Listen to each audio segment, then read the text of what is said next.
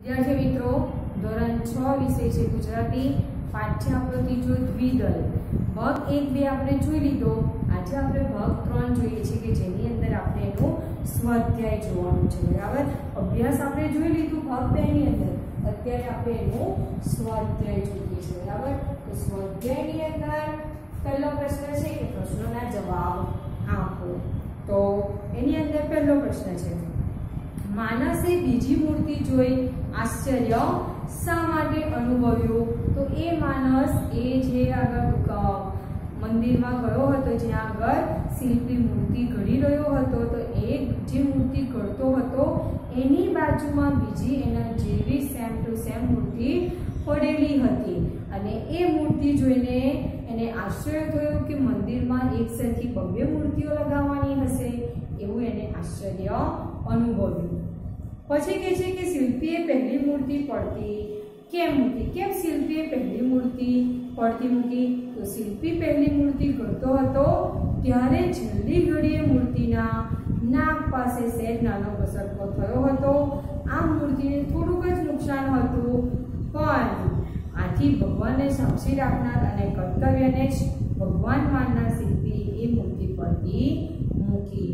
ભલે કોઈ એ નુકસાન નાનું હતું, સાધારણ હતું, કોઈ જુએ કે ના જુએ, પણ ભગવાને તો જોયું ને, એટલે ભગવાનને સાક્ષી માનનાર એ શિલ્પીએ એ મૂર્તિને પડતી મૂકી, બીજી મૂર્તિ બનાવવાનું નક્કી કર્યું। ત્રીજું છે કે સ્ત્રીએ ફોન કરનાર યુવકને નોકરીએ રાખવાની શા માટે ના પાડી? કે સ્ત્રીએ પોતાના ત્યાં પહેલેથી જ એક યુવક એટલે કે એક માણસને રાખી લીધો હતો લોન કાપવા માટે, અને એ જે વ્યક્તિ હતો એના કામથી સ્ત્રીને સંતોષ બી હતો અને એ યુવકથી એમને કોઈ તકલીફ પણ નહોતી, તેથી સ્ત્રીએ ફોન કરનાર યુવકને નોકરી માટે ના પાડી દીધી। ચોથો પ્રશ્ન છે સ્ત્રીનો જવાબ સાંભળી યુવક ખુશ કેમ થઈ ગયો? કેમ કે એક યુવકે એક અજાણી વ્યક્તિ તરીકે એ સ્ત્રીને ફોન કર્યો હતો નોકરી માટે। સ્ત્રીએ ફોન ઉપર કહી દીધું કે એને એના કામ માટે બીજો માણસ મૂકી લીધો છે, એ માણસથી એને સંતોષ છે, એ માણસથી એને કોઈ તકલીફ નથી। આ સાંભળી અને એ યુવક ખુશ થઈ ગયો। કેમ ખુશ થયો? કે એ સ્ત્રીના ત્યાં આગળ જે વ્યક્તિ છે એ વ્યક્તિ પોતે જ હતો, પણ પોતાની જાતનું એ મૂલ્યાંકન કરતો હતો કે એના કામથી સામે જે વ્યક્તિ સ્ત્રી છે એ એના કામથી ખુશ છે કે નહીં, એ કામ એને ગમે છે કે નહીં, એ એને સાંભળવું હતું, એટલે એ સાંભળી એ ખુશ થઈ ગયો હતો। પાંચમો પ્રશ્ન છે કે સ્વમૂલ્યાંકન એટલે શું? તમે તમારી જાતનું મૂલ્યાંકન કર્યું છે? તો વ્યક્તિ પોતે તટસ્થ રીતે પોતાના કામની ઉજવણી કરે તેને સ્વમૂલ્યાંકન કહેવાય। બરાબર, તમે તમારી જાતનું મૂલ્યાંકન કર્યું છે તો તમે કર્યું હોય તો તમારે લખવાનું, ના કર્યું હોય તો નહીં લખવાનું। બરાબર, કરવાનું, આપણી જાતનું મૂલ્યાંકન કરવાનું, મમ્મી પપ્પાને પૂછવાનું, તમારા જે બનતા હોય આજુબાજુમાં રહેતા હોય એવા વ્યક્તિને બીજા દ્વારા પૂછાવડાવવાનું કે આ વ્યક્તિ વિશે કેવો છે, આમ એ વ્યક્તિ કહે તો ખબર પડે કે આ તમારા વિશે કેવું વિચારે છે, શું કરે છે, ને તમારું કામ ગમે છે કે નહીં, એવી રીતે। ત્યાર પછી પ્રશ્ન બીજો છે કે વાર્તામાં આવતા અંગ્રેજી શબ્દો અને તેના ગુજરાતી અર્થ લખો। અહીંયા આપણે 2 શબ્દ લખ્યા છે। ફૂટ તો 12 ઇંચની લંબાઈનું માપ, અહીંયા શું લખવાનું? 12 ઇંચની લંબાઈનું માપ।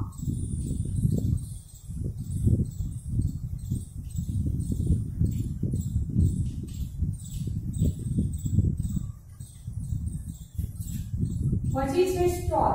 સ્ટોર એટલે શું કહેવાય? દુકાન। બરાબર, એટલે આપણે એને કહીએ તો સ્ટોરને દુકાન કહેવાય ગુજરાતી। પછી છે પબ્લિક। તો પબ્લિકને શું કહેવાય? સાર્વજનિક। તો પબ્લિક કોણ હતો? તો એને કહેવાય સાર્વજનિક ફોન, એટલે કે વસ્તુઓ સામાન વેચવાની દુકાન। ત્યાર પછી છે ચોથું સ્પીકર ફોન। તો સ્પીકર ફોનને આપણે શું કહેવાય ગુજરાતીમાં? મોટા અવાજે સંભળાય એને સ્પીકર ફોન કહેવાય, કાં તો એક પ્રકારનો ટેલિફોન। આપણે મોબાઈલમાં સ્પીકર કરીએ તો એક પ્રકારનો ટેલિફોન કહેવાય, તો મોટા અવાજે મોટો અવાજ સાંભળવો હોય તો સ્પીકર કરાય. ત્યાર પછી છે મેડમ. મેડમ એટલે સન્નારી અથવા સ્ત્રી. સન્નારી અથવા શ્રીમતી. ત્યાર પછી અંગ્રેજી શબ્દ બીજો છે. આગળ અહીંયા આપણે શબ્દાર્થમાં લખ્યું. શું લખ્યું હતું? લોન. શું લખ્યું હતું? લોન. બરાબર. તો લોનને શું કહેવાય? લીલું ઘાસ. એ શબ્દાર્થમાં પણ અધિકાર લોન શબ્દ પણ ઇંગ્લિશ શબ્દ છે. ત્યાર પછી છે સર. સર તો આપણે એને શું કહીએ? સાહેબ. ગુજરાતી શબ્દ એનો સાહેબ છે. એવી રીતના તમારે આપણા આખા બે પાઠ છે, એટલે એક પાઠની અંદર બે ભાગ છે. બે ભાગમાંથી આટલા શબ્દો નીકળે છે. ત્યાર પછી કીધું છે ઉદાહરણ પ્રમાણે વિરુદ્ધાર્થી શબ્દ લખો. એના ઉદાહરણ આપણને એક આપ્યું છે પોતાનું અને પારકું. તો જાનનું શું થાય? અજાન. શું થાય? અજાન. પછી છે નીરસ તો રસ. ધ્યાન તો બેધ્યાન. પછી સંતોષ તો અસંતોષ. જવાબ તો સવાલ. નુકસાન તો ફાયદો. પરદેશ તો દેશ. સ્વદેશ. પરદેશનું સ્વદેશ બી થાય અને દેશ બી થાય. તમે અહીંયા સ્વદેશ બી લખી શકો છો. દેશ આપો સ્વદેશ. ત્યાર પછીના જે છે શબ્દો હાજર. તો હાજરનો ગેરહાજર થાય. બરાબર. હવે પ્રશ્ન 4 છે. તો એની અંદર લખ્યું છે કે નીચેના કોષ્ટકમાં કેટલાક કામોની યાદી આપેલી છે. નીચે આપેલી સારણીનો ઉપયોગ કરી આ કામ ઘરના કયા કયા સભ્યો કરે છે તેની સામે ખરાની નિશાની કરો. બરાબર. જો ઘરમાં સામાન લાવવો, પોતે લાવતા હોય તો પોતાના નામ પોતે લખ્યું છે ત્યાં આગળ ખરાની.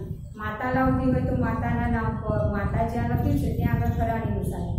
પિતા લાવતા હોય તો પિતાના પર. સફાઈ કરવી તો એ પણ કોણ સફાઈ કરે છે? તો માતા હોય તો માતાને, બેન હોય તો બેન, બંને કરતા હોય તો બંને, પોતે કરતા હોય તો પોતે. જ્યાં આગળ ખરાની નિશાની કરવી હોય તમારા ઘરમાં જે કરતું હોય એનું જ કરવાનું છે. ના કરતા હોય એનું નહીં કરવાનું.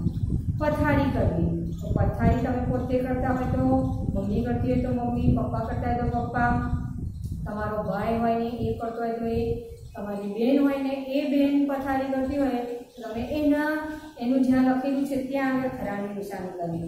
રસોઈ કરવી તો રસોઈ મમ્મી કરતી હોય તો મમ્મીના નામની સામે, પિતા કરતા હોય તો પિતાના નામની સામે, બેન કરતી હોય તો બહેનના નામ નથી પણ ખાલી માતા, ભાઈ, બેન લખેલું છે ત્યાં આગળ તમારે ખરાની નિશાની કરવાની. કપડાં ધોવા તો કપડાં તો પોતે ધોતા હોય તો પોતાના ઉપર ખરાની નિશાની. માતા ધોતી હોય તો માતાના ઉપર ખરાની નિશાની. બેન ધોતી હોય તો બેનના સામે ખરાની નિશાની. ત્યાર પછી છે અન્ય. અન્ય એટલે કે બજારમાં જવું, પછી સાફ સફાઈ કરવી. ત્યાર પછી બીજા કયા કામો હોય? ઇસ્ત્રી કરવી હોય. બરાબર. પછી બીજું શું કરાવો? લેસન તમને કોણ કરાવે છે તો લેસન કરાવવું હોય તો એ કામ પણ તમે લખી શકો. અન્યમાં કાકા, કાકી, દાદા, દાદી. એટલે બીજા કોઈ કામ હોય કે જે દાદા દાદી બનનું લાઇટ બિલ ભરવાનું હોય તો લાઇટ બિલ ભરવા કોણ જાય છે? તો દાદા જતા હોય તો દાદા, કાકા જતા હોય તો કાકા, પપ્પા જતા હોય તો પપ્પા. એમના નામની સામે તમારે ખરાની નિશાની કરવાની. તો આ રીતના તમારે કરવાનું. ત્યાર પછી એવું કીધું છે તમે કહી શકશો કે સૌથી વધુ કામ કોણ કરે છે અને સૌથી ઓછું કામ કોણ કરે છે. તમે કયું કામ નથી કરી શકતા? કેમ?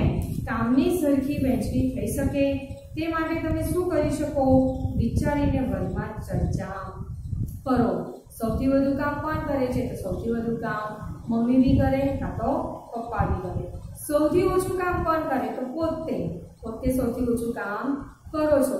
તમે કયું કામ નથી કરી શકતા? તો તમે જમવાનું નહીં બનાવી શકતા, પછી લાઇટ બિલ ભરવા નહીં જઈ શકતા, બીજું કોઈ એવું કામ હોય સાફ સફાઈનું તો એ પણ તમે ના કરી શકતા હોય તો એ લખવાનું.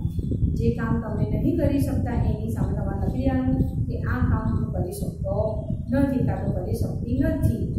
બરાબર, છોકરો હોય તો કરી શકતો નથી, છોકરી હોય તો કરી શકતી નથી, એવી રીતના તમારે લખવાનું છે.